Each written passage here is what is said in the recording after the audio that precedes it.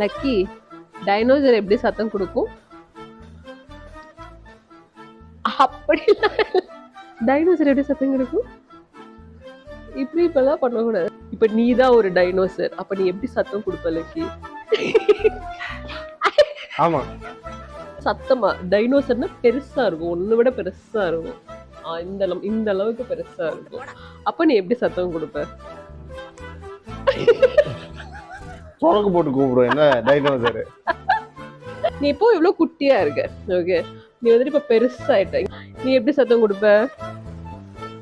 என்னது இப்படி கழுத்தை மட்டும் ஆட்டிட்டு போயிடுறேன், நான் எல்லாம் சத்தம் கொடுக்க மாட்டேன். சரி, இப்ப டைனோசர் வந்துட்டு இங்க வருது, அப்போ ஒரு சத்தம் கொடுக்குது, அது என்ன மாதிரி சத்தம் கொடுப்ப?